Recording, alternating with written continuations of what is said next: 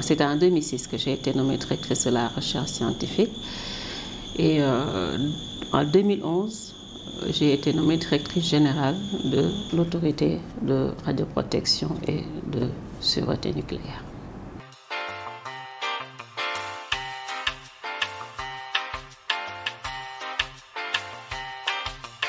Alors, cette autorité que je dirige donc depuis 2011 a pour mission un peu principale, c'est disons le contrôle de toutes les activités impliquant donc des sources de rayonnement ionisant. Alors ces sources de rayonnement ionisant sont des sources qui sont présentes un peu dans plusieurs secteurs de la vie active. Nous, nos activités, évidemment, s'intéressent au nucléaire civil. L'homme a voulu imiter, disons, ce qu'il y a dans la nature et créer ce qu'on appelle des noyaux artificiels qui vont rayonner. D'accord?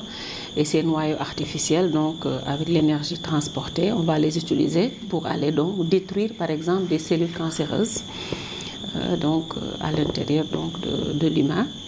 Donc c'est quand même une application formidable. D'accord? On les utilise aussi dans d'autres secteurs de la vie active, pour produire du ciment par exemple, pour pouvoir conserver des aliments. Dans beaucoup de pays, ça se fait. Donc, on peut conserver des aliments en soumettant tout simplement les produits au rayonnement qui permet donc de conserver un peu dans la durée ces aliments en tuant un peu les germes pathogènes. Donc, vous voyez que c'est des applications donc très très importantes.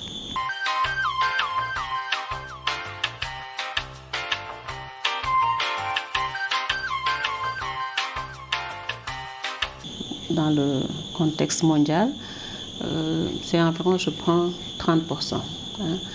Et c'est un peu comme la représentativité des femmes versus hommes dans le domaine des sciences de manière générale.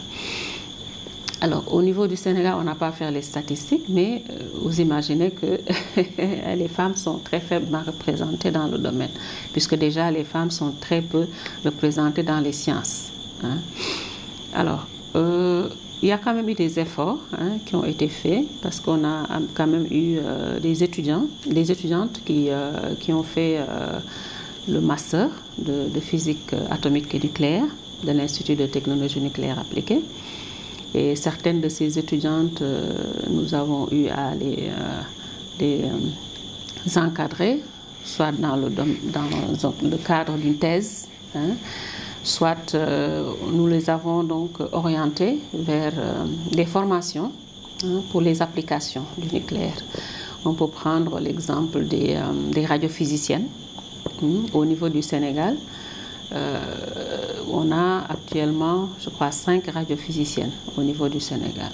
Et elles sont donc, elles représentent vraiment un secteur d'activité qui est très très important, mais en même temps à qui on ne donne pas vraiment l'importance qu'il devrait. D'accord? Alors, il y a d'autres métiers aussi, par exemple, ce qu'on appelle les personnes compétentes en radioprotection dans certaines structures industrielles. Moi, j'ai une de mes anciennes étudiantes qui travaille actuellement dans une industrie de la place et qui fait office de personnes compétentes en radioprotection. Donc, on a formé pas mal de jeunes filles dans ces applications. Évidemment, il n'y en a pas assez. On aimerait qu'il y en ait beaucoup plus parce que quand même les femmes, elles ont un potentiel qui leur permet d'évoluer positivement dans le domaine des sciences.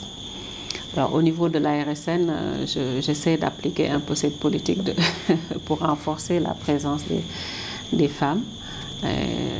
Voilà, on a déjà eu 2 inspectrices sur 5.